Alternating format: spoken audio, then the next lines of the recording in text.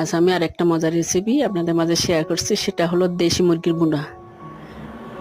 একটা কড়াইয়াতে পরিমাণ মতো তেল দিলাম, ফোড়নে সবগুলো মশলা দিলাম, পেঁয়াজ কুচি দিলাম, দিয়ে ভালো করে কষে এবার আদা বাটা, রসুন বাটা, পেঁয়াজ বাটা দিয়ে ভালো করে একটু কষে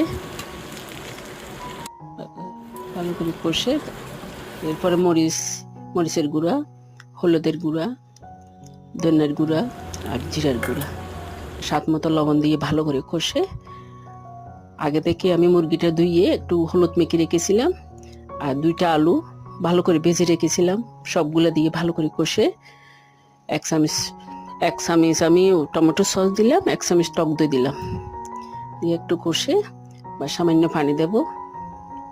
বাস হয়ে গেল। আদা চা চামচ গরম মশলা মিশিয়ে বাস গরম গরম পরিবেশন করব।